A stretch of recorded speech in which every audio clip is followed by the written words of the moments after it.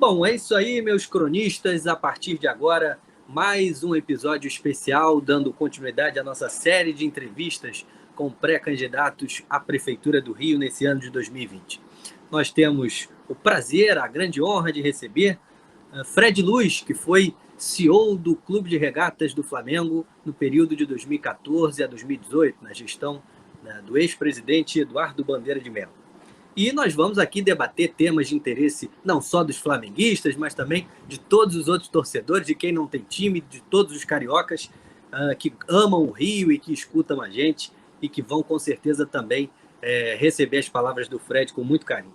Eu já vou passar então para os nossos debatedores, para a gente fazer aquele recadinho inicial e em seguida a gente passa a palavra já para o Fred. Cadu Viana, qual é a sua expectativa para o episódio de hoje?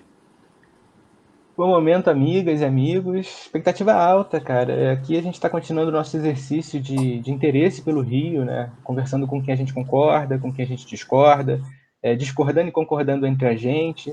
Acho que é isso que é importante para a gente construir um Rio melhor, né? Então, reforço, obrigado pela presença, Fred, obrigado pela abertura de estar aqui nesse espaço que é um espaço progressista, democrático, que a gente está aqui para conversar e debater o Rio e o Brasil. Agora, nessa situação de eleição municipal, a gente está dando esse foco agora, que é importante a gente discutir a nossa cidade, né? Vamos para uma boa conversa. Obrigado, Cadu. Obrigado pelo convite. Carol, quero seu recado inicial de hoje. Você, vascaína como eu, dá o seu recado inicial agora. Tiago, cronistas, quero cumprimentar especialmente o Fred. Sou vascaína, mas acho que fazer esse exercício aqui de falar com uma pessoa que esteve à frente do Flamengo muito, muito positivo também. Quero saber das suas visões sobre a cidade do Rio de Janeiro, quero ver quais são os seus planos também numa eventual possível gestão sua, caso seja eleito agora em novembro. É um exercício de democracia, estou muito feliz que a gente está dando continuidade a essa série de entrevistas com os pré-candidatos de todos os campos, né? E é isso, vamos discutir o Rio hoje, Fred, estou bastante ansiosa, Thiago. E ao lado dela, o companheiro fiel, Rafael Agostini. Qual é o seu recado inicial de hoje, Rafa? Saudações, Ti, saudações a todos, um agradecimento especial ao Fred. Bom, eu sou carioca, apesar de não estar morando no Rio, sou apaixonado pelo Rio. Para brincar aí com a coisa do pinga-fogo, não sei quem escolheria se tivesse que escolher entre o Rio e o Brasil, mas felizmente a gente está falando a mesma coisa e o Rio é a quintessência do Brasil, né? Estou muito animado para a nossa conversa. Acho que debater com gente de diferentes matizes ideológicas é um exercício de alteridade, e só quem tem a ganhar são os nossos ouvintes e o povo do Rio de Janeiro. Obrigado, Fred. Vamos discutir. Obrigado a você, Rafael. E Yasmin, para fechar as nossas considerações iniciais de hoje, antes do Fred, evidentemente. Qual é o seu recado de hoje? Gente, estamos aqui hoje recebendo Fred Luz do Partido Novo, tão falado, Partido Novo que já tem aí alguns aninhos, mas ainda é aquele novato da política brasileira, né? E da política carioca também, por que não? Acho que vai ser muito interessante esse diálogo aqui da gente, que é de um campo mais progressista com o Fred, e vamos ver qual que vai ser o projeto do Fred, né? Que ele fez um projeto transformador no Clube de Regatas do Flamengo, se ele quer fazer esse mesmo projeto na cidade do Rio de Janeiro. Obrigado, Yasmin. E agora, sem mais delongas, vamos ouvir o recado inicial do nosso Fred. Eu já acrescentando, eu peço, Fred, para que você, nas suas considerações iniciais, fale para os cariocas e para os nossos ouvintes, assim como a gente fez com os outros pré-candidatos. Explique o porquê de você colocar o seu nome à disposição aí como pré-candidato à Prefeitura do Rio e qual a avaliação que você faz da atual gestão do prefeito Marcelo Crivella. Obrigado, Tiago. Obrigado, Cadu. Obrigado, Yasmin, Carol e Rafael, pessoal aqui do Crônicas Brasileiras, do podcast. É um prazer enorme estar aqui. Obrigado pela oportunidade de estar aqui. Eu sou um carioca, com 67 anos de idade, pai de 3 filhos, avô de 4 netas, nascido em Todos os Santos, na zona norte do Rio de Janeiro, perto lá do Engenhão. Estudei em escolas públicas a minha vida toda até entrar para a universidade, cursei engenharia como bolsista e me formei muito jovem. Com 21 anos de idade eu já estava formado. Me casei cedo pra caramba, da primeira vez, depois até me separei. Trabalhei na Petrobras, onde eu entrei por concurso, trabalhei muitos anos nas lojas americanas, onde eu me formei como gestor. Tinha lá uma liderança de um grupo que depois eu virei líder também do mesmo grupo, que viraram grandes empreendedores, grandes empresários, grandes gestores de padrão mundial, todos brasileiros e todos cariocas, o que mostra para mim que nós não temos problema de gente na cidade do Rio de Janeiro. Pelo contrário, a cidade do Rio de Janeiro forma muita gente boa, tanto para o próprio Rio, como para o Brasil e como para o mundo. Infelizmente, nós estamos sendo exportadores de mão de obra atualmente. Depois eu resolvi empreender, me tornei sócio e diretor-geral também de uma empresa importante do Rio de Janeiro, dona de marcas que propagam a imagem do Rio de Janeiro, a Richards e a Salinas. Nós vendemos a companhia e em 2013, então, eu fui convidado para participar da transformação do Flamengo. Eu até hesitei, assim, será que esse é um mundo para mim, que eu sou todo certinho, gosto de fazer, eu só gosto de estar metido em coisa que tenha pelo menos chance de dar certo. E no Flamengo foi um choque de gestão. Como você falou, Thiago, eu fui diretor-geral lá de 2014 até meados de 2018, e no primeiro ano eu fui diretor de marketing. E esse choque de gestão, primeira coisa foi colocar as pessoas mais qualificadas nos lugares e acabar com a politicagem com cabide de emprego. E coisas interessantes aconteceram. O primeiro diretor-geral era torcedor do Fluminense. O diretor financeiro era torcedor do Botafogo. O Flamengo ia mal nas redes sociais. Nós fomos lá no Corinthians, que era muito melhor do que o Flamengo, contratamos um corintiano e trouxemos. O Flamengo hoje é um dos maiores do mundo nas redes sociais. Há cerca, não sei se 10, 15 dias atrás, passou o Liverpool e se tornou o terceiro maior do mundo no YouTube, só perde para o Real Madrid e para o Barcelona. Equilibramos as contas, coisa que ninguém gosta de fazer, nem em clube de futebol e muito menos em governos, né? Nós ficamos ouvindo o tempo todo déficit, déficit, déficit, déficit, e a gente sabe que isso é uma coisa que não tem futuro, isso não dá certo nem em casa. Quem gasta mais do que ganha vai dar errado, dá errado, tem dado errado, e cada vez a gente tem a deterioração do serviço público por conta disso que vem acontecendo de uma forma recorrente no Brasil. Essa experiência no Flamengo me fez olhar muito para a cidade com o Rio de Janeiro, do Rio de Janeiro, com um olhar que eu passei a olhar o Flamengo depois. Porque no começo eu não tinha nem muita segurança se aquilo ali ia dar certo ou não, se ia ser mantido, se era possível fazer usando uma gestão muito objetiva. Num clube de futebol, cheguei à conclusão que sim, hoje está mais do que demonstrado isso. Também queria deixar claro que não fiz nada sozinho, não fui nem protagonista disso no início, eu fiz parte, tive um papel importante na execução, mas foram muitas pessoas de qualidade. Eu acredito também que para melhorar o Rio de Janeiro tem que ter muita gente boa participando da recuperação da cidade. Eu vejo na cidade do Rio de Janeiro um potencial muito maior do que o potencial que o Flamengo tinha. Nós aqui somos todos cariocas, eu estou vendo, e eu não tenho a menor dúvida que não existe cidade com mais potencial, porque já tem infraestrutura, tem gente, tem cultura para se desenvolver do que a cidade do Rio de Janeiro. Infelizmente, nós temos estado na mão desse sistema com os mesmos políticos que mentem pra caramba, aceitam a corrupção, são lenientes, criaram uma bagunça porque eles se beneficiam dela. Eu sempre fui muito avesso a participar da política, nunca quis participar, mas cheguei à seguinte conclusão: se nós não fizermos nada, se nós continuarmos tendo mais do mesmo, nós vamos continuar evoluindo, como infelizmente a cidade do Rio de Janeiro está evoluindo há mais de 30 anos, com administrações horrorosas, que tem prejudicado muito a cidade. Você tem momentos em que melhora um pouco, quando o Brasil vai um pouco melhor, a economia dá um vento a favor, mas se você for olhar o ciclo da cidade do Rio de Janeiro, é de decadência continuada. Nós temos perdido emprego, temos perdido empresas, temos perdido negócios na cidade do Rio de Janeiro para outras cidades do Brasil, por absoluta incompetência e incapacidade das pessoas que têm passado pela administração do Rio de Janeiro. Esse modelo de só pensar em eleição não dá tempo para gestão. As pessoas não cuidam da cidade como a cidade merece e a decadência é horrorosa. Aí você me perguntou sobre o que eu penso do atual. Nós estamos assim, dizendo que poço não tem fundo, né? Mas se tiver um fundo, nós estamos lá. né? O Trindade, até que alguém citou aí como professor, o Trindade fala assim, no fundo do poço, cuidado que ainda tem um alçapão lá, né? Então, nós não queremos que o Rio de Janeiro tenha mais um alçapão. Acho que a gente agora tem que começar a subir e sair desse poço, e é por isso que eu resolvi dar minha contribuição. Bacana, interessante. Então vamos começar aqui as nossas perguntas. Eu vou fazer a primeira e depois cada um de nós também vai fazer a pergunta em sequência. Fred, é inegável que o Flamengo, né, a gestão do ex-presidente Bandeira de Mello, agora continuada com o presidente Rodolfo Landim, houve, de fato, um choque de gestão, usando uma expressão que você usa muito, não só nas suas redes sociais, como até agora no seu discurso pessoalmente.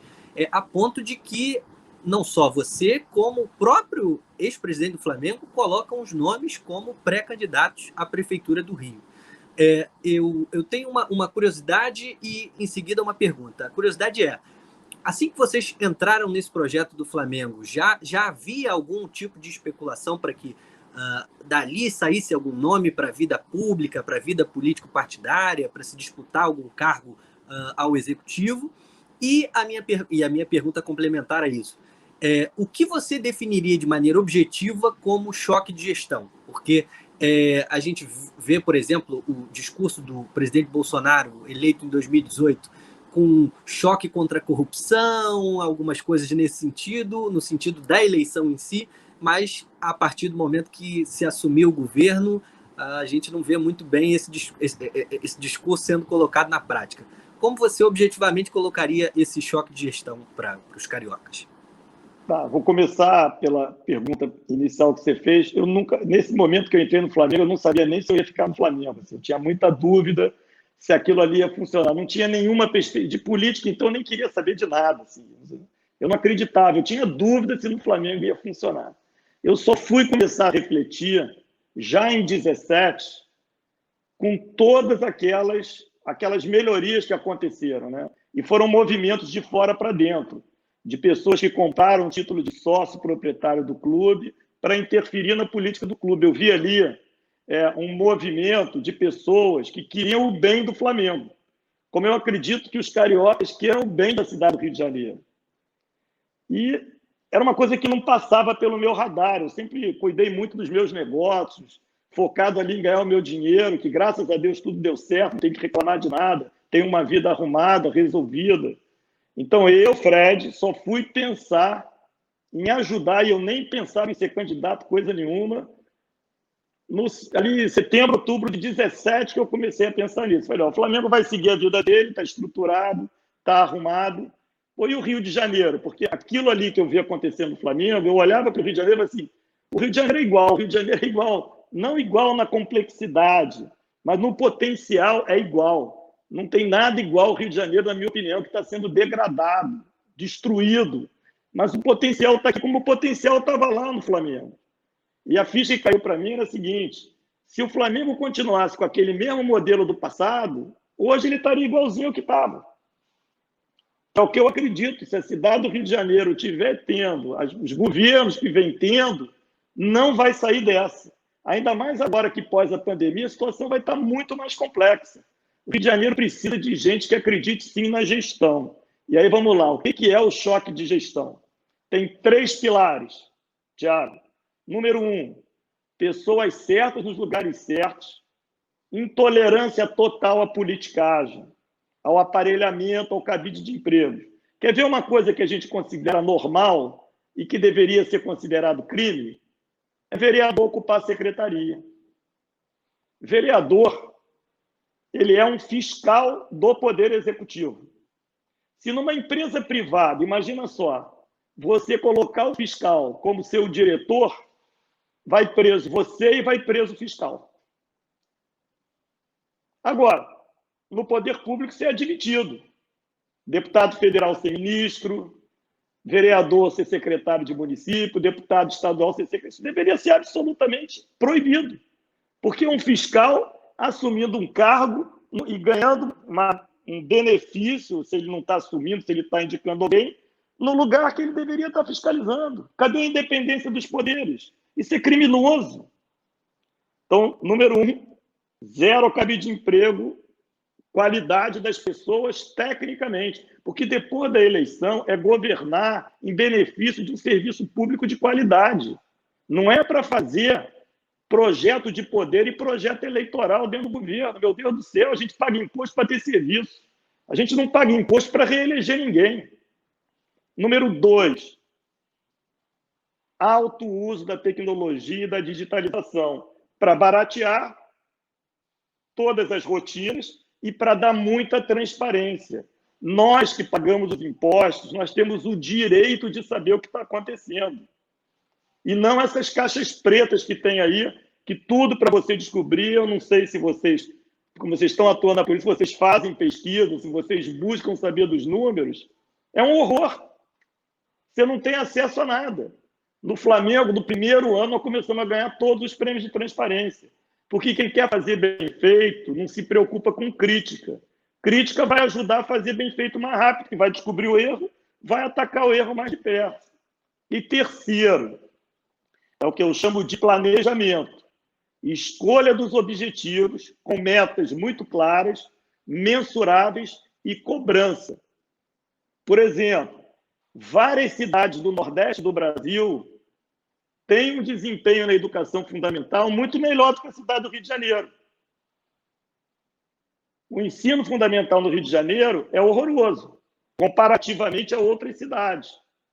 E por que não se copiam as práticas de lá e não se estabelecem as metas que cidades do Ceará têm, do Piauí têm, de Pernambuco têm?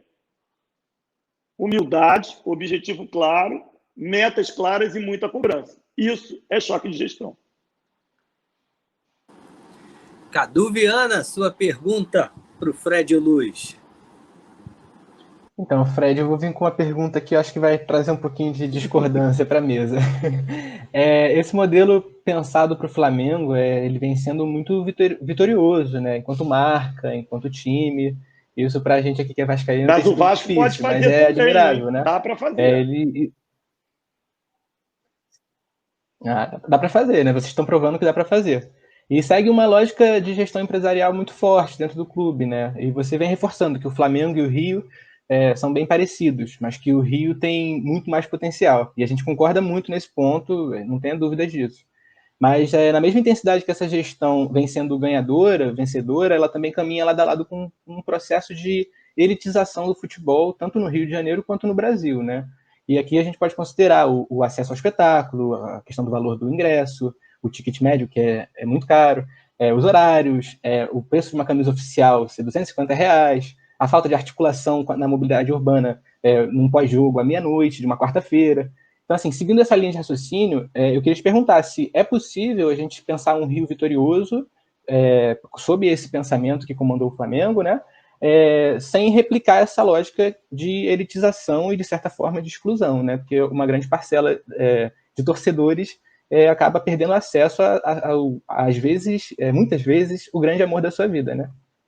Bom, eu vou ser rápido sobre o Flamengo para a gente entrar bem no Rio, né? Qual é o grande objetivo do torcedor do Flamengo? É ter um time vitorioso. O objetivo do torcedor do Flamengo é ter um time vitorioso. E para isso, você precisa de dinheiro para pagar salário de jogador de futebol. Porque time vitorioso tem que ter os melhores jogadores. Se você não tiver esse dinheiro, você não tem time vitorioso. Então não tem nada de elitista nisso. Porque 40 milhões de torcedores do Flamengo estão sendo atingidos. Porque, repara só, você sabe quantos desses 40 milhões de torcedores do Flamengo vão a jogo de futebol? Menos de 400 mil, ou seja, menos de 1%. Então, nós temos que olhar muito propósito. Por isso é que é importante escolher o objetivo. Agora vamos para a cidade do Rio de Janeiro. Quais são os objetivos da cidade do Rio de Janeiro? Oferecer serviço de saúde de qualidade. Isso é elitista, Cadu? Oferecer uma educação fundamental, que uma criança, ao final do primeiro ano, saiba ler e escrever, e que uma criança, ao final do 9º ano, ele saiba a matéria com qualidade e não tenha sido reprovada. Isso é elitista, Cadu? E isso é que nós temos que olhar. Hoje, a educação fundamental do Rio de Janeiro, infelizmente, uma criança, no final do 3º ano, quando ela é avaliada pela primeira vez, porque deveria estar sendo avaliada há muito tempo, para ir fazendo o reforço escolar, 50% é considerado analfabeta funcional. Elitismo é manter esse tipo de coisa. O método funciona para tudo. A questão é o objetivo que você escolhe. Não há nada mais inclusivo do que um poder público que funcione, um poder público que entregue um serviço público de qualidade, onde a saúde não seja essa vergonha que é o Rio de Janeiro, que a maior doença da saúde é a corrupção. Se você perguntar para as pessoas do Rio de Janeiro, antes da pandemia, elas vão te apontar, estou falando grosso da população do Rio de Janeiro, que o problema do Rio de Janeiro, o maior deles é a saúde. O que se faz no Rio de Janeiro, não dando esses serviços de saúde, de educação, isso sim é elitista pra caramba. O Rio de Janeiro tem menos de 180 mil pessoas, recebendo 75% de toda a receita do município. Existe algo mais elitista do que isso? E o que sobra para os demais? A falta do serviço, o escárnio, a roubalheira. Nego fura a fila de hospital, reserva leito para colocar seus apadrinhados lá. E isso não é de hoje, não. Isso é de muitos e muitos anos. Não há nada mais inclusivo do que fazer um ótimo serviço público focado nas necessidades básicas das pessoas que precisam do serviço público. Porque quem é rico, se a educação fundamental do município não está funcionando, ele bota num colégio particular. Quem é rico, se a saúde do município não está funcionando, ele usa o plano de saúde dele, paga um médico caro e resolve o problema dele. Nós estamos falando do contrário, da falência do serviço do Rio de Janeiro, da falência da cidade do Rio de Janeiro. Porque esses mesmos políticos de sempre, que mentem pra caramba, vendem soluções fáceis que eles não entregam. O Rio de Janeiro, antes desse prefeito, que infelizmente é muito ruim, é péssimo, teve um momento em que o vento foi super a favor. E mesmo assim o Rio de Janeiro não prosperou tanto. Melhorou alguma coisa? Melhorou.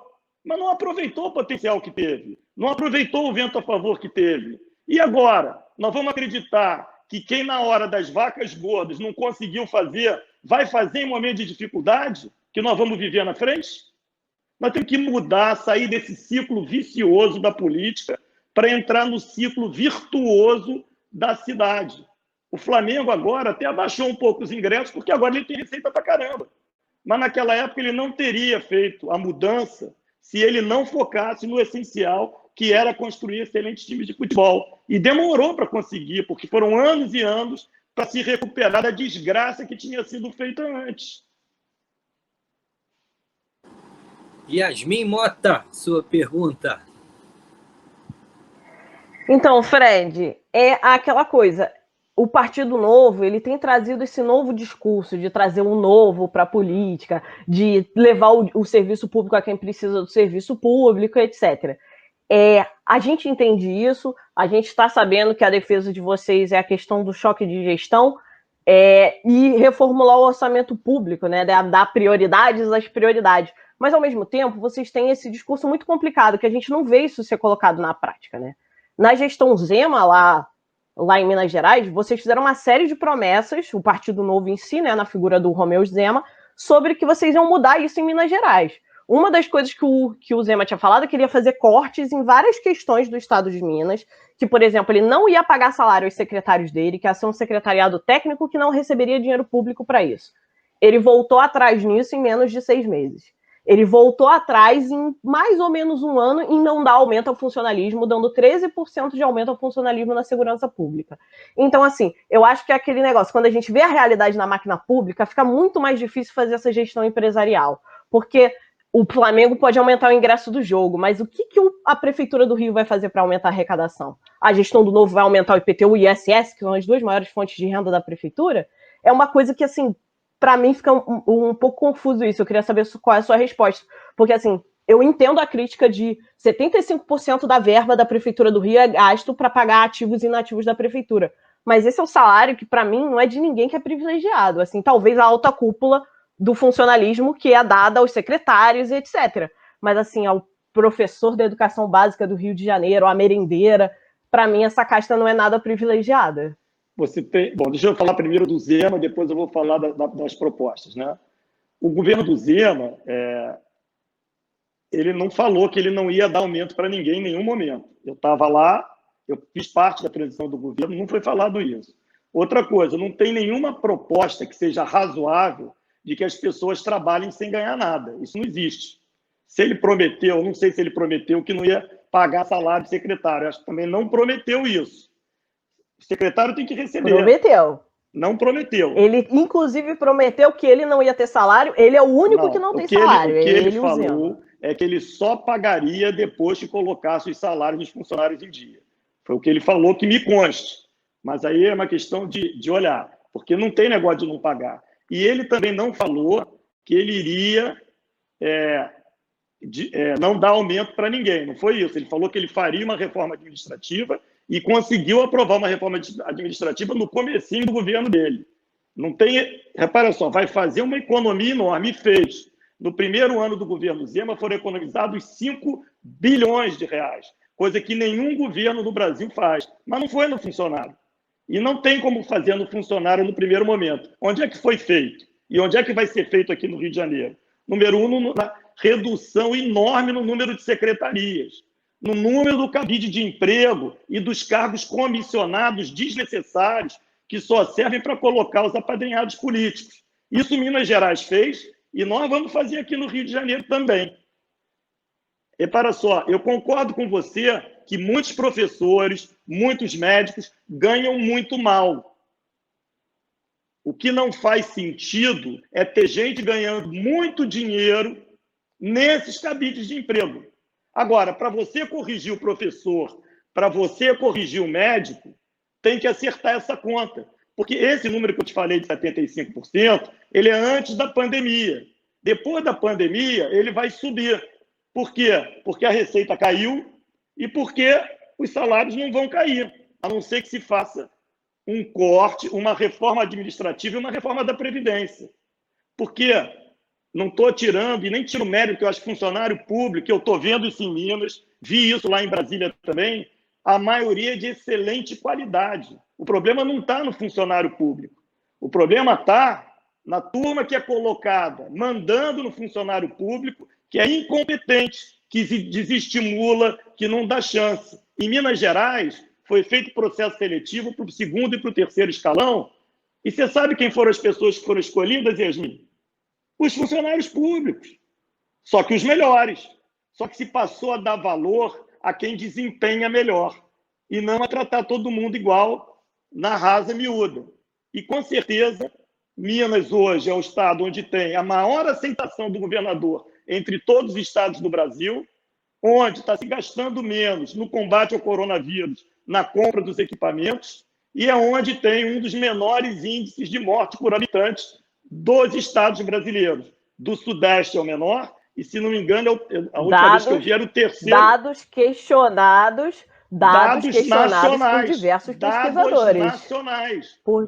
Dados nacionais. A Universidade Federal de Uberlândia questiona esses dados do governo Zema, mas tudo bem. Todo mundo questiona alguma coisa no Brasil, mas os dados são esses. É isso. Então, aqui no Rio de Janeiro, ele é uma coisa. Acreditar nesse... Agora, eu te pergunto alguma coisa. Você está satisfeita com o que acontece na cidade do Rio de Janeiro, com o que tem acontecido na cidade do Rio de Janeiro?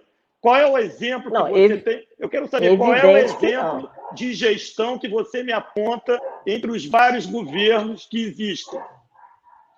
Precisa mudar, Yasmin. Olha, precisa romper com isso completamente. Eu acho que precisa mudar. De prefeitura, um exemplo que eu te aponto é a Prefeitura de Sobral, que você mesmo citou da Educação Municipal do Ceará. Deve ser copiado, sim. Concordo. Rafa, as melhores práticas são sempre copiadas, simples assim. Não é ideológico, é prático. Rafa, sua pergunta para o Fred. Fred, você fala aí de uma reforma da Previdência, né? Eu nem ia perguntar isso, mas já que você comentou sobre a reforma da Previdência, a gente viu aprovada há pouco, assim, né, historicamente há pouco, ainda nesse governo, o governo do presidente Bolsonaro, uma reforma da Previdência que estabeleceu uma idade mínima para aposentadoria, né, no caso de homens e mulheres, 62 e 65. O senhor, estou entendendo que o senhor pretende fazer uma reforma da Previdência, caso eleito, né, tocar uma reforma da Previdência no município, nos servidores, enfim. E aí o que a minha pergunta é, e aí vou pedir, fazer um preâmbulo à pergunta, que é pedir para que o senhor considere que na Gávea, por exemplo, a expectativa de vida pode chegar a 80 anos. Os índices da Pereira Passos têm mostrado que a expectativa de vida na Gávea, às vezes, até passa um pouquinho. Bom, na gestão Crivella, o Instituto Pereira Passos não tem sido mais atuante em produção de dados, então os dados que a gente tem são um pouco defasados, mas eles dão conta ali de 80 anos na Gávea. Por outro lado, se você vai para Acari, Fazenda Botafogo, por exemplo, a expectativa média de vida lambe aí 64, 65 anos, e isso a gente não está nem considerando a diferença de expectativa de vida que tem, por exemplo, entre a população em geral daquele bairro e os homens negros, por exemplo, que são vitimados pela violência muito antes dessa idade. Uma pergunta, sumarizando a questão, né? A reforma da Previdência que o senhor vai fazer, a dona Wanda, que é agente educadora, lá atrás, na escola que fica atrás do Hospital Raul Gazola, e que hoje está lá com seus 50 e poucos anos, tem uma expectativa média de vida, se olhado para os seus vizinhos, de 60 e pouquinhos anos, ela vai trabalhar até os 62 anos, isso significa que ela vai morrer, provavelmente, sem o direito da aposentadoria. Por que sem o direito da aposentadoria? Por que sem o direito e ela trabalha desde os... Porque você tem uma idade mínima. E aí ela vai ter direito à aposentadoria. Se ela viver o que vivem os vizinhos dela, ela vai viver aposentada um único ano. Porque a expectativa média de vida... Ela vai trabalhar até os 62 anos. Ela vai receber pelo salário, pelo trabalho. E aí morre aos 63 e tem aposentadoria por um único ano. A aposentadoria só se paga quem não está trabalhando. Você só paga a aposentadoria depois que a pessoa para de trabalhar. Quando ela está trabalhando, ela tem o salário dela. E eu não estou... Mas não era razoável que a gente pensasse que as pessoas que vão morrer aos 60 e poucos anos por conta da desigualdade social tenham uma regra previdenciária diferente de quem mora na Gávea e começou a trabalhar mais tarde, com maiores salários. Dona Wanda... A regra previdenciária, ela não é pela idade, ela é pela remuneração. Então, o que você vai fazer? Quando você vai falar em corte na Previdência, você vai cortar dos salários mais altos e não vai cortar dos mais baixos. Aí você tem a justiça social, que é como foi feita a reforma da Previdência Nacional. O que aconteceu com a reforma da Previdência Nacional? Ela não valeu para estados e municípios. E olha só, nós só estamos falando de quem é funcionário do município que vai se aposentar. Nós estamos falando de menos de, sei lá, total geral, contando os aposentados, são menos de 180 mil pessoas. Então, os ativos, vamos lá que sejam, não sei o número exato, que sejam 100 mil. Nós estamos falando de 100 mil pessoas numa cidade que tem 6 milhões e 700 mil pessoas. E ninguém fala dos direitos desses 6 milhões e meio de pessoas que estão fora de qualquer tipo de assistência. Ninguém fala dos empregos informais por causa da incapacidade da cidade se desenvolver. Nós estamos preocupados com uma questão de gente que está protegida. A dona Maria, que trabalha como funcionária do município, ela não vai perder os direitos que ela tem hoje, porque ela ganha pouco. Quem vai perder é o cara que ganha 30 mil reais, 20 e poucos mil reais, 40 mil reais, 50 mil reais, que pasme. Existem essas pessoas ganhando o valor integral. E essas pessoas têm uma expectativa de vida muito maior, porque são elites, apesar de serem funcionários do município. Então, isso tem que ser tratado, sim. Nós não podemos tapar esse sol com a peneira, porque o custo reverso disso é a cidade não conseguir fazer uma saúde de qualidade, não conseguir fazer uma educação de qualidade, tirar a perspectiva de 6 milhões e meio de pessoas que estão pagando essa conta aqui. Mas o senhor não acha que quando se estabelece uma idade mínima para aposentar, que é muito perto da idade com que ela provavelmente vai morrer, o que está se fazendo é condenando essa mulher a morrer sem aposentar? Não, não acho, não concordo desse jeito nenhum. Aliás, isso é uma prática mundial. Então está todo mundo errado e o Brasil está certo. Carol, sua pergunta. Fred, eu já li algumas entrevistas suas, né? Fiz isso para me preparar para essa, e você sempre fala, saúde é um tema caro para o senhor, né? Para você, me desculpe, não quero me referir. Fundamental na cidade do Rio de Janeiro. É isso, você fala sobre priorizar a saúde, me parece uma marca importante que você gostaria de imprimir na cidade, caso seja eleito, né? Esse tema me interessa especialmente, porque eu sou pesquisadora da área, né? Estou desde 2016 investigando a atenção primária no município do Rio, que é materializada nas clínicas da família, né? Que é esse nível de atenção que está mais perto do usuário, de onde ele mora, de onde ele estuda, de onde ele trabalha. É uma ótima iniciativa. É isso, de onde ele ora. A cobertura populacional da estratégia de saúde da família chegou a 70% em 2016. No entanto, desde então, né, e sobretudo na gestão do atual prefeito Marcelo Crivella, essa cobertura tem caído, ele tem descredenciado as equipes de saúde da família, né, tem encolhido a cobertura desse serviço que é tão importante para as pessoas, sobretudo as mais vulnerabilizadas da cidade. Para essas populações, ter um ACS, um agente comunitário de saúde, um médico, um enfermeiro visitando sua casa, é o que separa essas pessoas de ter um mínimo de dignidade, já que o poder público na cidade, nos últimos 4 anos, tem ficado cada vez mais ausente. Acho que nisso a gente concorda. Minha pergunta para o senhor qual o lugar que a estratégia de saúde da família terá num eventual governo seu, e como que a gente faz com que esse nível de atenção recupere o protagonismo que ele conseguiu nos últimos 10, 15 anos no município, Fred? Bom, Ana, obrigado pela pergunta, concordo 100%. Ela tem que assumir um papel de protagonismo total. Cada real, você está pesquisando, você pode questionar esse meu número, cada real gasto na atenção primária são R$5 economizados nas outras etapas da saúde. Então, até por uma questão de inteligência, isso é gestão, é organização dos gastos, você investir muito mais no atendimento primário. Esse agente da saúde que vai à casa das pessoas, ele tem um papel super importante, porque ele antecipa o problema, ele ajuda, ele dá o acolhimento. Nós pretendemos até fazer com que a atuação desse agente da saúde, que ele tenha uma extensão, porque quando a gente fala de creches, até os 6 meses de idade, né, até 6 meses de vida, a responsabilidade sobre a criança também é da área de saúde do município.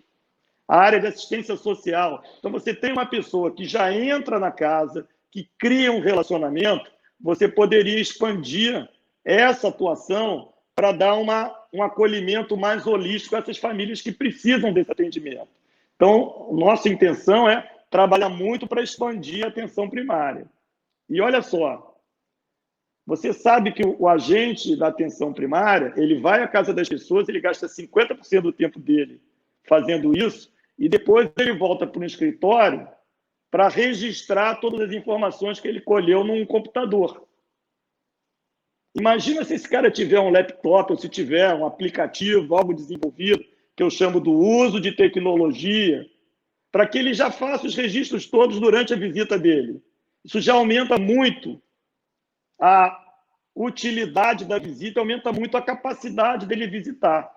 Então, nós temos que dar uma atenção super especial a isso, usar tecnologia, conhecimento e gestão, dimensionando e alocando em função da quantidade de pessoas que vão usar, isso é gestão, é alocação. A minha vida toda eu trabalhei com isso, porque eu fui de lojas, você tem que alocar o número de pessoas em função da demanda.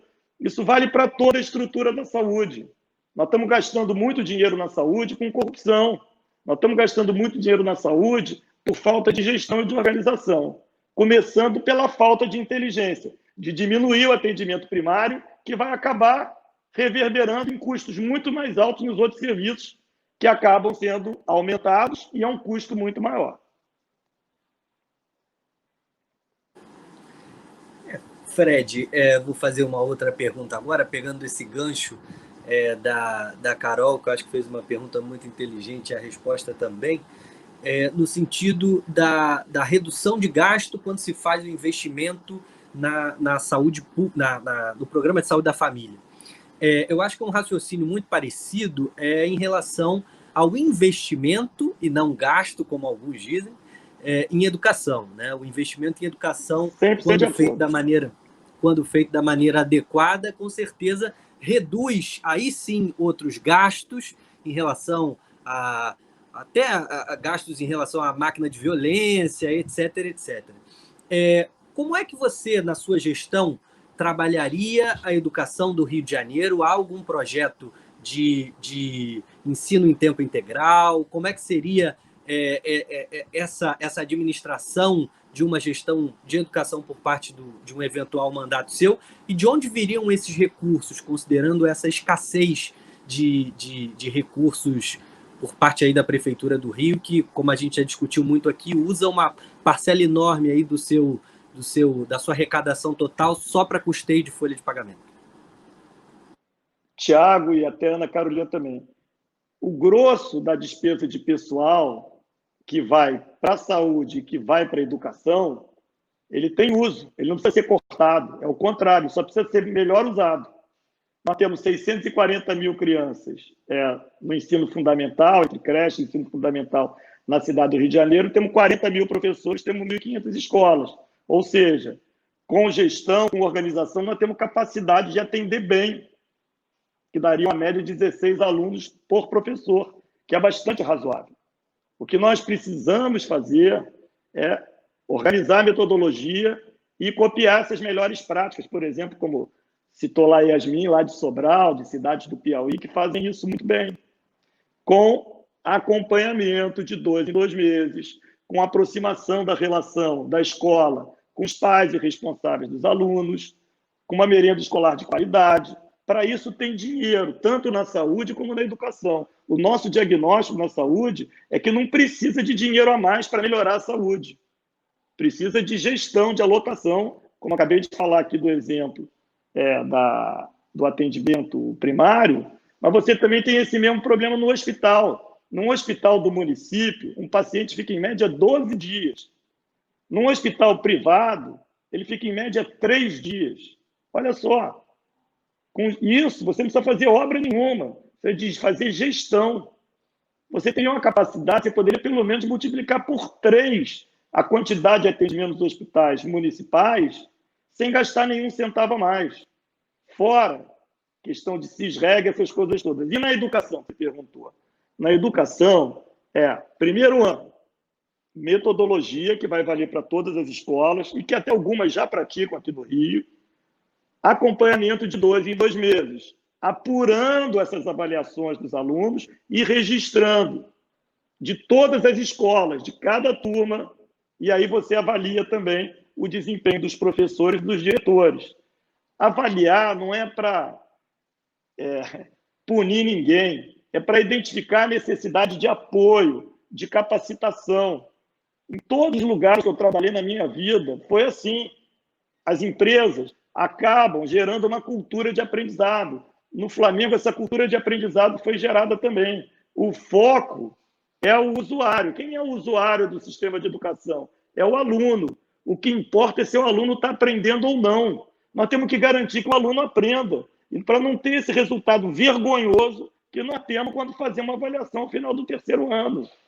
Imagina só, uma criança que aprenda a ler e escrever no 1º ano, já está mais do que provado que é perfeitamente possível, que no 2º ano continue reaprendendo, no 3º, e que chegue lá aos 14, 15 anos com a competência desenvolvida.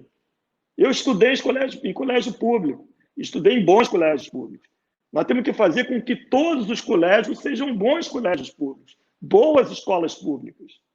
É essa a missão. E com o dinheiro que tem, dá para fazer. Olha só, Tiago, o custo médio por aluno na cidade do Rio de Janeiro é de R$ 9.000 por ano, enquanto a média nacional está em 6.500. Tem cidades que têm um desempenho de aprendizado muito melhor do que a cidade do Rio de Janeiro e gastam muito menos. Nós temos que entender como é que isso acontece. Não é para cortar a despesa, não. É para melhorar a qualidade do resultado.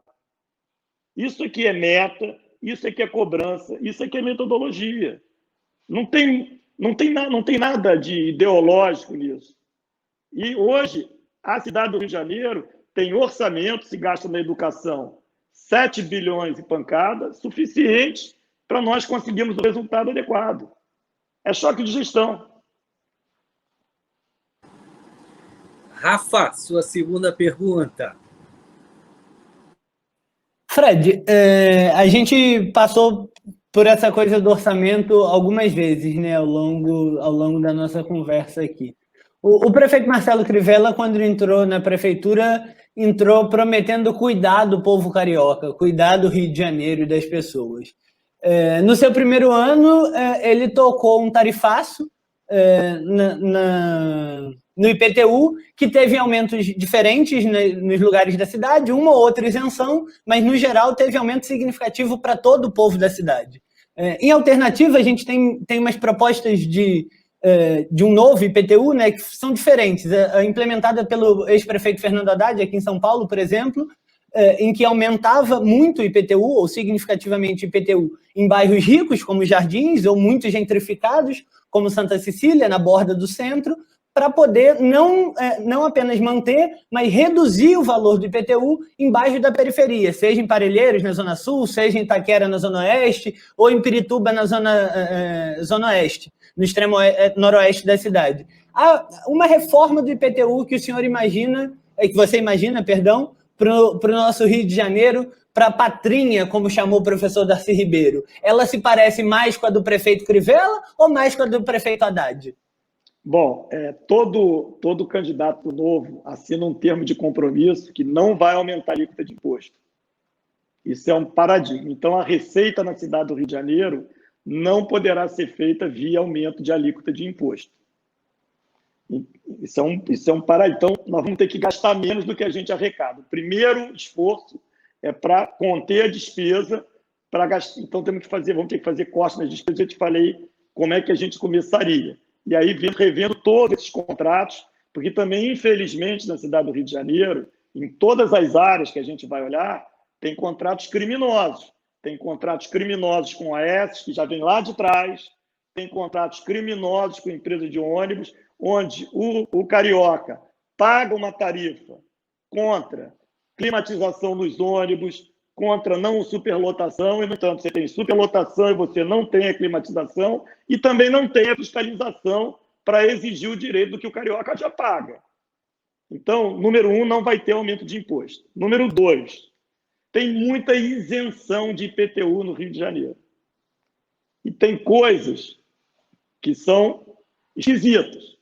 Eu fiz uma reunião há pouco tempo atrás, antes da pandemia, no Riachuelo, e uma senhora me fez a seguinte pergunta: você sabe me explicar? Eu moro numa vila e eu tenho uma casa do lado direito da vila e uma casa do lado esquerdo.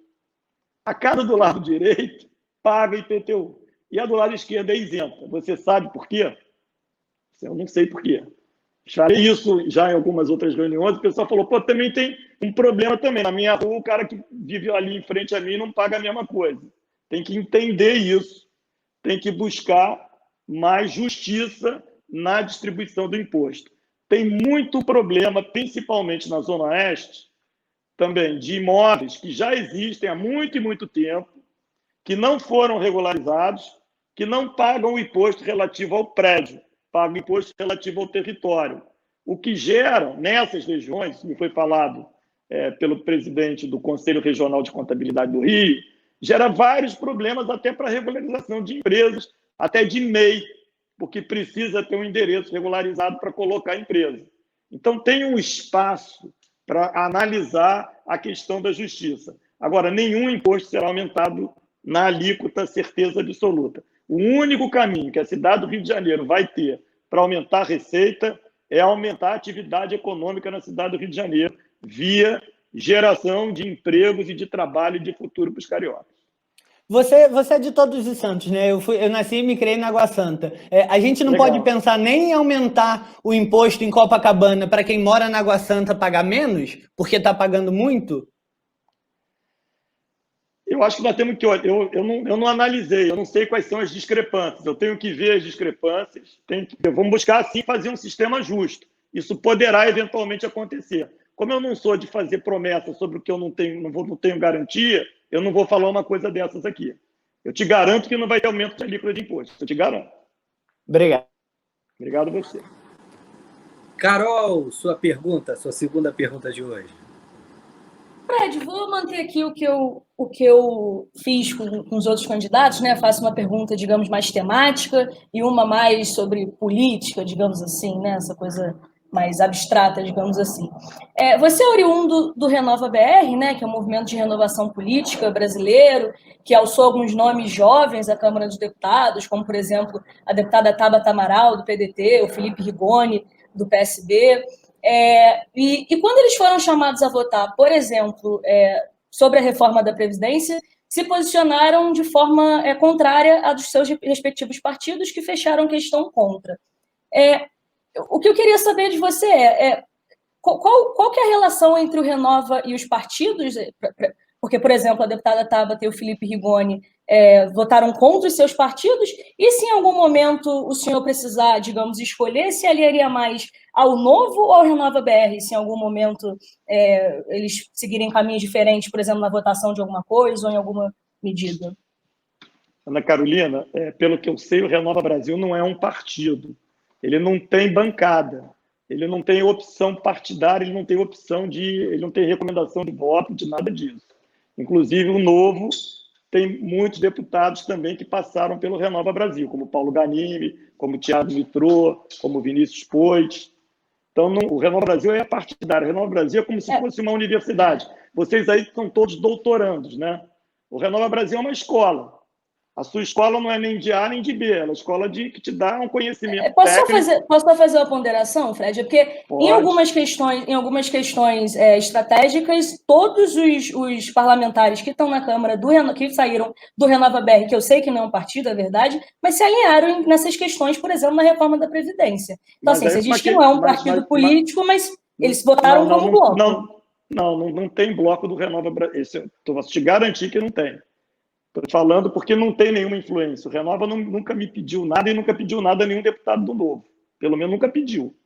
O que aconteceu? E agora eu vou te dizer, porque eu vi isso acontecer, porque eu estava lá. Eu não queria ser candidato, eu estava num processo. Meu caminho era de muito mais ajudar a quanto mais gente boa e do bem entrasse para a política, entrasse. E acredito que o Novo seja uma excelente plataforma para isso. Principalmente para quem tem a linha liberal e acredita em gestão e organização do Estado de uma outra forma, muito menos ideológica e muito mais de execução, de entrega de serviço. O que aconteceu? E eu, antes de entrar para o Novo, eu entrei para o Novo depois, né? Eu fiz o Renova começando em janeiro e fui entrar para o Novo em abril, maio. O que aconteceu? Vários partidos, isso eu ouvi, ninguém me contou. Olha só, Fred, se você entrar para o meu partido, você vai poder ter... Eu falei, eu sou liberal. Não, você pode vir para o meu partido e você vai ter independência. Vários fizeram isso. Vários. Que é o que eu falo. São os mesmos políticos de sempre que mentem pra caramba. E eu alertei essa turma jovem. Eu falei, olha, cuidado, porque isso aí na hora do vamos lá, hora ver, isso não vai valer. Tem uma questão em comum entre todas essas lideranças partidárias, que é a mentira. Cuidado!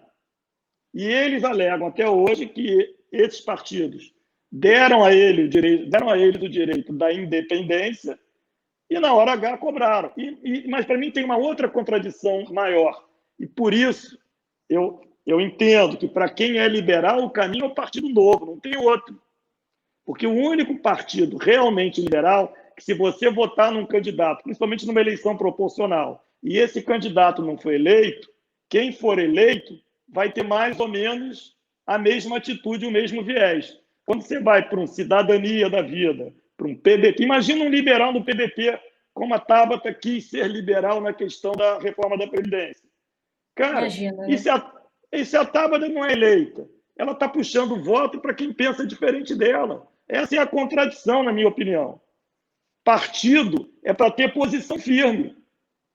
Partido não é para ser toda a amplitude democrática. A amplitude democrática ela acontece ao longo dos partidos. Por isso é que eu acredito que quem é liberal tem que vir para o Novo. Não pode ir para outro lugar. Não pode ir para o Cidadania, muito menos para o PDT. Não estou fazendo juízo de valor. Eu, sinceramente, eu prefiro que tenha gente séria e honesta na política, com qualquer viés ideológico, do que tenha picareta, mentiroso, como a gente tem pra caramba. Quanto mais gente séria, porque gente séria discute a essência do problema e vai querer ir aos dados e fatos, sem mentira, sem falsidade, buscando o que é melhor. Eu estou dando a minha ajuda por um tempo com esse propósito. Só isso e mais nada. Posso parar? Mas, Fred, por que você é o único cara? Eu não sou o único cara verdadeiro, mas tem poucos, infelizmente. Então, eu vejo, sim, o Renova Brasil como um bom movimento, apartidário, não tem indicação de voto do Renova para nada. E vou te dizer outra coisa, o Novo também não dirige voto dos seus mandatários, de nenhum deles. No Novo tem uma independência, uma separação muito clara entre a administração partidária e candidaturas e execução de mandato. Não pode misturar. Você não pode ter um mandatário que tenha cargo dentro do partido. Não pode. Você não pode ter interferência do partido no mandato de ninguém. Sim, nós assinamos um compromisso quando participamos do processo seletivo, nos comprometendo a praticar princípios e valores. Se nós falsearmos nisso, aí sim é infidelidade partidária, porque nós nos comprometemos com esses princípios e valores no caso do Novo. No caso dos outros partidos, é isso. E se alguém me oferecer, se eu quisesse levar à frente essa questão da independência, eu ia pedir um documento, né? Então assina aí que eu sou realmente independente dentro do PDT ou dentro do PSD, como aconteceram lá com a Tabata e com o Felipe Rigoni. Mas não foi o Renova, não. Yasmin Mota, sua última pergunta de hoje. Fred, gostei muito que você falou da questão dos partidos, assim, porque eu acho que todos nós concordamos aqui que nem todo partido é igual, que existem os partidos que defendem determinados grupos da população e existem esses partidos que são os partidos eleitoreiros, de gente que é corrupta, de gente que não quer fazer gestão nenhuma, que quer usar a máquina do Estado para os seus interesses pessoais. Eu acho essa diferenciação muito importante. Para que aqueles líderes lá, os donos do partido, se locupletarem do dinheiro público. Para a gente tem uma questão muito importante, que eu acho que é uma questão para a população toda, não só carioca, mas do Brasil, mas assim, como você está se lançando candidato a prefeito, para a população carioca. O Novo tem esse discurso de ser o partido que vai defender, e inclusive vocês se colocam, vocês são um partido liberal, que acredita em gestão, choque de gestão, mudar a máquina pública, tornar mais eficiente, e que vocês fazem seleção dos candidatos, são pessoas boas, qualificadas, preparadas, e etc. A gente está vendo isso. Mas eu vou pegar justamente os exemplos da realidade já do Novo. O Novo elegeu, na última eleição aqui para o Rio de Janeiro, o Leandro Lira como vereador. O Leandro Lira foi seguindo vertentes diferentes do Partido Novo. Ele não podia sair do partido, vocês também não expulsaram o partido. Acabou que ele só saiu na janela partidária há pouquíssimo tempo que teve, né, em abril, se eu não me engano, que é da legislação brasileira mesmo, e ele foi para o partido do Crivella, para os Republicanos. Então, assim, se aproximando claramente do Carlos Bolsonaro, que é o filho do presidente atual, né? Durante todo o mandato dele. E, assim, numa votação proporcional, como você falou, muita gente colocou sua fé em outros candidatos do Partido Novo pela questão liberal e tal, e acabou que só o Leandro foi eleito e ele praticamente saiu do partido logo depois do primeiro ano de mandato. Então, assim, eu queria saber, e o Partido Novo já teve outros desgastes nesse sentido, né? O Paulo Branco, que é da gestão do Zema, vice-governador dele, também se retirou do partido recentemente, uma pessoa que teve posturas complicadíssimas, pegando o helicóptero do governo do estado para ir para Spa de luxo. Ele foi muito criticado por isso, inclusive pelo João Amoedo, inclusive pelo Romeu Zema, tanto que ele saiu do partido. Assim, como que vocês vão controlar isso? Porque, assim, é um desafio, vocês ficam se botando como esse partido de gestão, mas, assim, como é que vocês estão controlando isso? Quem me garante que você não vai entrar na Prefeitura do Rio, vai pegar a bucha que vai ser a Prefeitura do Rio, como você mesmo falou, e você vai acabar saindo do Partido Novo? Recentemente, por conta dessa movimentação, o deputado Marcelo Freixo até chamou vocês de PSL personalité, né? Eu queria que você desse uma comentada nisso pra gente. Bom, deixa eu te falar. Com ser humano, sempre algumas coisas não dão tão certo, né? Mas, graças a Deus, você está falando de exceções, você não está falando da regra. As exceções justificam a regra, Yasmin. Então, o que aconteceu? O Leandro Lira, realmente, ele não tem o perfil do Novo. Todo mundo achou naquela época que ele tinha. Mas ele já deu problema já quando ele se candidatou a deputado federal. que, a rigor, ele não deveria ter se candidatado, porque havia um entendimento tácito, aí sim, não estava completamente formalizado, que ele não deveria, porque nós temos um comprometimento, cada um de nós, de cumprir o nosso mandato. Isso é um comprometimento. Hoje está assinado. Naquela época não estava. O que aconteceu? Ele foi... eu até brinco ao longo da minha vida. Quando você vai para o contrato, é que a relação de confiança já foi para o brejo. Porque se você está de boa fé, você fala assim, peraí, Aline, Yasmin, o que a gente combinou foi isso, o contrato não estava perfeito, mas vale o que a gente está combinado, vamos lá corrigir o contrato, né? Não, Fred, agora não, pô, tá lá no contrato, é diferente. Beleza, é um direito que, do ponto de vista jurídico, você tem. Mas você está queimando a relação de confiança. Com o Leandro Lira, o que aconteceu foi isso. E hoje está se vendo que ele é muito mais da linha bolsonarista, entre aspas, do que do Novo. O Novo é muito acusado de ser PSL. O Novo não tem nada a ver com o PSL. O PSL é um saco de gatos que não tem nenhuma identidade programática, né? Então não tem... Agora, um cara como o Freixo vai acusar o Novo de alguma coisa, porque o Novo compete nessa área, infelizmente. O Novo é um partido íntegro, que cumpre o que combina, mas é só você olhar quanto o Freixo gasta no gabinete dele, quanto gasta um deputado novo, para você ver quem é personalité ou não. Cadu Viana, sua pergunta para o nosso Fred Luz. Então, Fred, eu quero aproveitar aqui e finalizar discutindo o Rio, né? A gente está aqui falando sobre política, a gente expande um pouco o papo, mas vou puxar um pouquinho de volta aqui. Eu prefiro também. A gente está com a experiência agora do programa Segurança Presente, né? Que nasceu basicamente do investimento de um grupo de comerciantes, pensando em reforçar a segurança de áreas específicas da cidade, que geralmente eram bairros turísticos ou de intenso comércio, né? Esse programa hoje está em plena expansão e em alguns lugares passou a ser uma iniciativa do próprio governo. E os números dessas regiões melhoraram, e é claro, né, por conta da maior presença de patrulha nessas ruas. Mas como a gente viu uma pesquisa divulgada recentemente, as ocorrências que vêm da Zona Sul são atendidas até 2 vezes mais rápido do que em outras áreas da cidade. E é justamente onde o programa teve impacto, né? E aí eu queria saber qual que é o seu plano para esse modelo. Olha só, eu vejo a segurança, né? A segurança é um tema extremamente complexo e importante para a cidade do Rio de Janeiro. Eu entendo que a primeira coisa que o prefeito deve se colocar é como responsável pela segurança do Rio de Janeiro, independente dele não ter nem a Polícia Militar, nem a Polícia Civil e nem também as forças de segurança nacionais, né? Como Polícia Federal, Polícia Rodoviária Federal.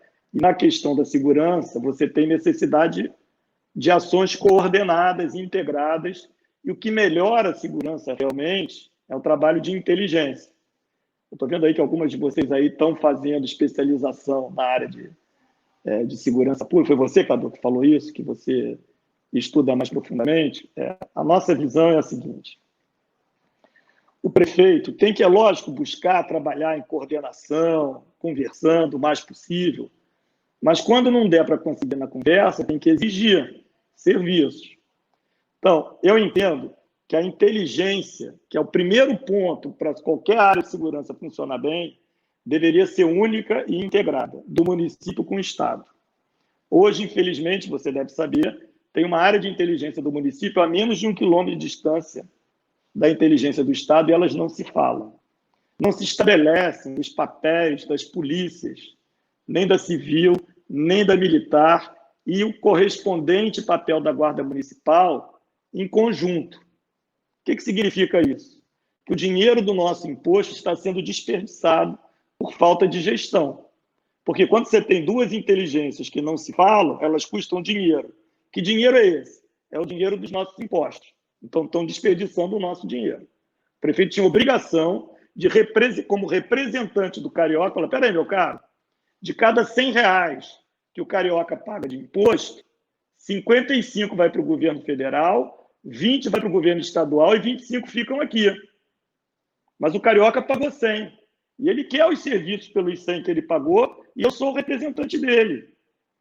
A mancha criminal, ela está em menos de 3% do território. Você está estudando, você deve ter acesso a esses números. Ora, com inteligência, daria para fazer muito mais coisa. Com o efetivo que tem, de uma forma muito mais coordenada, definindo o papel da Guarda Municipal. Aí você fala assim, pô, Fred, mas isso não dá para fazer, isso é impossível. Como a Yasmin falou lá de Sobral para a educação, eu vou te falar de São Paulo. São Paulo fez essa integração já há muitos anos. E depois que fez, eu estive lá visitando a Secretaria Municipal, e depois que fez, vem colhendo resultados muito melhores na sensação de segurança, que para o Rio de Janeiro é fundamental para que as empresas queiram ficar aqui, para que as pessoas queiram morar aqui, para que a qualidade de vida de nós todos seja muito melhor. Agora, é isso mesmo. Infelizmente, o pessoal jorra dinheiro na Zona Sul e não joga o dinheiro do outro lado do túnel, como a gente fala aqui no Rio de Janeiro.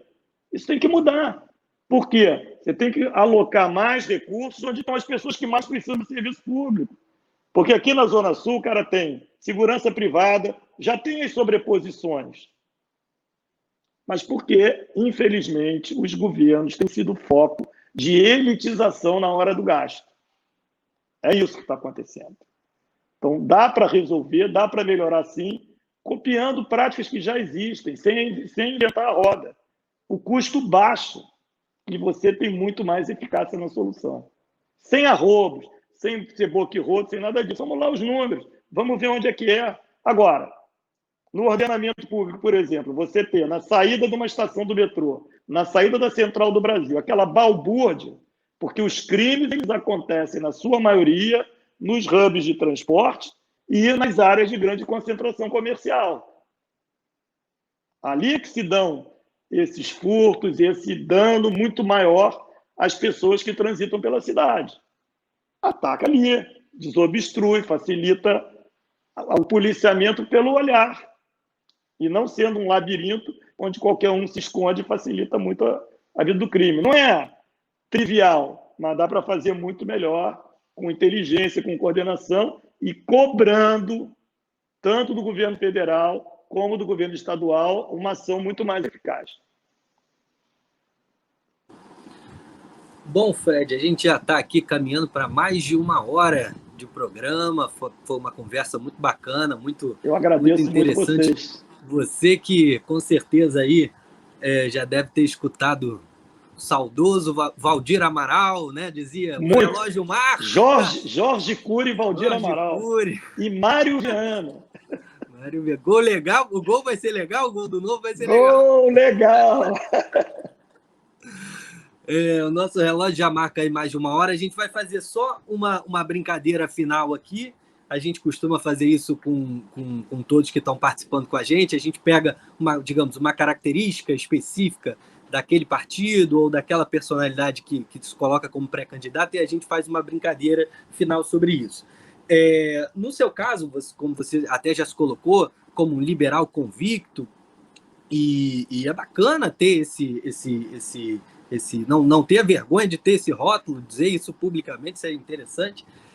A gente queria te perguntar qual vai ser o papel de determinadas empresas públicas aqui, que atualmente são, né, da gestão da Prefeitura do Rio, se eventualmente você pensa em passá-las para o setor privado ou manter no setor público. Eu vou começar aqui com a Rio Tour. Eu vejo a Rio Tour, Rio Eventos, como braços da Secretaria de Turismo. Eu acho que é juntar tudo, não acho que sejam empresas para vender, eu acho que elas não têm missão de execução. É muito mais para juntar com a atividade da Secretaria de Turismo, deve ser um só. Aí é cabide de emprego mesmo, estão criadas para gerar emprego para apadrinhado político. Não tem nenhuma utilidade prática. Carol, sua empresa? Eu vou citar duas, Fred, porque, enfim, tenho uma relação ligeiramente pessoal com elas. Meus pais são servidores municipais há muito tempo, né? Minha mãe foi servidora da Rio Luz por muito tempo, está aposentada agora. Meu pai está lotado na Rio Urb. Rio Urb e Rio Luz, privatiza ou não, Fred? Das duas. Porque também entendo que são serviços da prefeitura, importante. Rafa. Fred, puxar um pouquinho para a minha área de formação, a Rio Saúde tem se colocado como alternativa às OS. Privatiza ou não privatiza Também a Rio no primeiro Saúde? momento, não, mas eu não acho que ela seja uma alternativa. Eu diria o seguinte, a Rio Saúde, na minha opinião, tem que ser muito pequenininha para que você tenha mensuração própria para estar pressionando as OS a terem custos menores do que os seus. Mas acredito que o mais importante, como tudo que a gente tem falado aqui, é de copiar as melhores práticas. Assim, onde é que estão as OS que têm os menores custos no Brasil? E tem que mudar a filosofia de contratação. Contratação não deve ser por terceirizar a mão de obra, nada disso. A contratação tem que ser pelo número de atendimentos de qualidade que aquela unidade dá. É sobre isso que a prefeitura tem que pagar. Quantas pessoas são tratadas, quanto custa, e é esse parâmetro de custo que tem que ser feito nas novas licitações. Yasmin? Colurb, privatiza ou não privatiza, Fred? Essa é a única que eu tenho dúvida. Mas no primeiro momento também não. No primeiro momento também não, porque tem muita oportunidade a ser explorada pela Colurb, principalmente a coleta de lixo, né, que a gente chama da área do saneamento, né, que tem 4, do cuidado com os resíduos sólidos. Tem muita oportunidade em desenvolvimento de parcerias com as comunidades, principalmente. Eu tenho visto experiências muito legais que acontecem lá no Alemão, na Vila Cruzeiro, em outras comunidades. Lixo pode ser gerador de receita, pode baixar muito o custo e a Conlurb pode ter um papel importante na facilitação, baixando o custo da Conlurb e gerando renda para o pessoal que vive nas comunidades e melhorando muito a qualidade do serviço lá. Então, no primeiro princípio também não. Cadu? Mas lá na frente... Pensando no ordenamento público, a Sete Rio, o que você acha? Sete Rio é função operacional também da prefeitura, não tem como terceirizar. É serviço da prefeitura que a prefeitura tem que fazer de funcionamento da cidade. Na verdade, foram criadas essas empresas por quê, Cadu? Vou te dizer, para não colocar mais funcionário no município. Porque se você coloca... A Rio Saúde é a mesma coisa. Por que a Rio Saúde não é da administração direta? Porque é mais barato e você tem mais flexibilidade para mandar embora. Então, você monta uma empresa e você... Tanto que na criação da Rio Saúde ficou combinado o seguinte, olha, a Rio Saúde não poderá operar nas unidades já existentes para garantir os direitos dos funcionários dali, de serem estatutários e até mesmo na renovação. Hoje isso é até um problema. Então, não é uma empresa que está desassociada do serviço direto, entendeu? É um puxadinho. E ela tem que ser revisto e reorganizado isso daí quando se fizer uma reforma administrativa do município. E, por fim, a Multirio. Fazer o que com a Multirio? Essa é ridícula, né? Essa aí é ridícula. Tu privatiza? Se você for olhar... Hein? Não, essa some com ela. Ninguém compra aquilo ali. Porque você não deve, o serviço deveria ser... Esse serviço deveria ser comprado da iniciativa privada.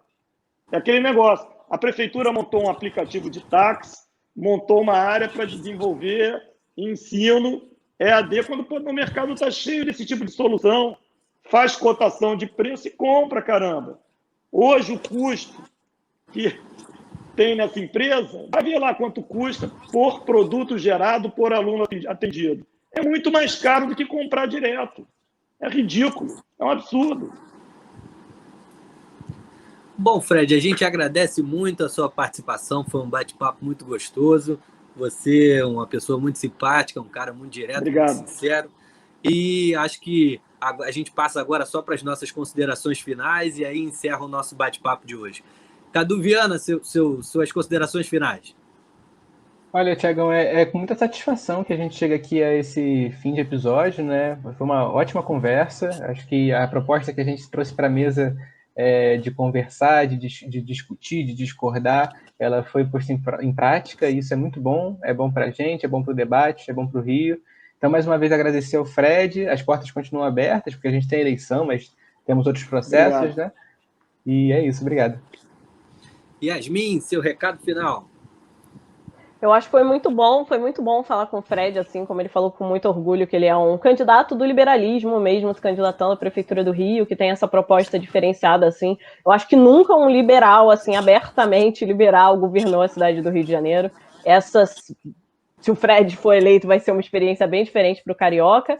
E vamos ver. Eu aguardo aí, se o Fred for para o segundo turno, eu espero que você aceite de novo o nosso convite.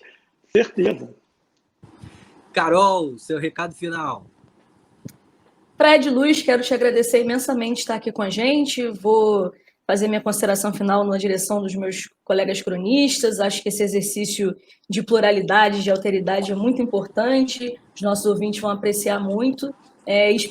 Vou reforçar o convite que a Mimi fez. Se você for para o segundo turno, se aceite estar conversando com a gente, porque, bom, será de interesse dos cariocas de primeira ordem conversar com quem pode virar o prefeito deles. Reitero meu agradecimento e um abraço. Rafa. Eu te agradeço e está combinado também. Fred, te agradecer, falar com os ouvintes que foi uma experiência muito legal. Como Yasmin disse, a gente não está muito acostumado, né? Porque, parafraseando o poeta, os liberais no Brasil não ousam dizer seu nome. Vendem uma coisa e aí depois da eleição querem apresentar uma agenda liberal. Independente do que eu acho do liberalismo, foi muito bom que você se coloque publicamente e aí o nosso povo possa decidir se é isso que ele quer ou se não, se é uma coisa diferente. A gente vai segue conversando, de repente, acho que para além de uma ida eventual ao segundo turno, de repente, mais próximo das eleições, a gente te convide para um próximo bate-papo. Espero que você possa aceitar. E, claro, se for ao segundo turno, já é convidado cativo do Crônicas Brasileiras. Um abraço. Será uma honra. Obrigado. E agora as considerações finais, lógico, do Fred Luiz, sua palavra final aí para os cariocas, que com certeza torcem para que o Rio de Janeiro tenha o mesmo sucesso que o Flamengo teve, conquistando quase o mundo. Não chegou a conquistar o mundo, mas quase chegou lá. A gente espera que o Rio de Janeiro tenha esse sucesso também. Sua palavra final, Fred. Bom, Tiago, Yasmin, foi quem mais falou com a gente nesse planejamento desse papo de hoje. Ana Carolina, Rafael, Cadu, super obrigado pelo papo. Eu acredito pra caramba na democracia. Eu sou um democrata nato. Acredito que a gente tenha que respeitar muito o voto de quem teve o voto, né, de quem já foi eleito. Uma coisa é a disputa eleitoral, outra coisa é pós-disputa eleitoral, reconhecer, sim, a soberania das pessoas, dos eleitores, no processo da sua escolha. E trabalhar sempre para o melhor serviço público possível para nós todos. Esse é o grande desafio. Numa cidade, as questões ideológicas elas são menores, porque elas são muito mais voltadas para o serviço, para a qualidade do serviço, para a limpeza da rua, por uma escola que ensine, por uma unidade de saúde que cuide, que atenda bem as pessoas, por uma sensação de segurança, pelo direito de ir e vir, que dê qualidade de vida às pessoas. Eu nunca fui político na minha vida, não acredito em político profissional, entendo que política não deva ser profissão, entendo que as pessoas devam passar pela política. Eu não acredito na grande maioria dos políticos, salvo as exceções, que são raríssimas, de quem está aí de 2 em 2 anos pedindo voto, quando, na minha opinião, deviam estar pedindo perdão a nós todos, porque esses caras têm destruído a nossa cidade. Não é nada fácil, não é fácil resolver, mas eu garanto, a cidade do Rio de Janeiro tem um potencial enorme, sim. Dá para garantir que a saúde vai funcionar, que as crianças vão aprender na idade certa e que o Rio de Janeiro vai atrair muito investimento privado para o turismo, para os eventos, para a área de ciência e tecnologia, com uma prefeitura que não seja corrupta e nem esteja querendo criar regra acima de regra, burocracia acima de burocracia, que espantam as empresas e os empreendedores da cidade do Rio de Janeiro e junto levam emprego, trabalho e futuro de todos nós. É possível, não é fácil. E se vocês quiserem me conhecer melhor, agora eu vou fazer minha propaganda, me acompanhe nas minhas redes sociais, no Sou Fred Luz, tudo junto. Sou Fred Luz, Instagram, Facebook e Twitter. Super obrigado estamos todos pelo Rio. Gosto muito de estar trabalhando junto com todo mundo e podem contar comigo em qualquer momento. Eu não me escondo atrás da parede, eu falo o que eu acredito, procuro não ser grosseiro com as pessoas, mas sou muito firme naquilo que eu acredito, porque eu não quero que ninguém tenha mal entendimento em relação ao que eu estou falando, em relação ao que eu estou me comprometendo. Tudo de bom para vocês. Um abração. A gente que agradece, Fred. Então, até o próximo episódio de Crônicas Brasileiras. Vem a vinheta aí. Maravilha. Tchau, tchau, gente. Tchau, tchau, tchau. Tchau.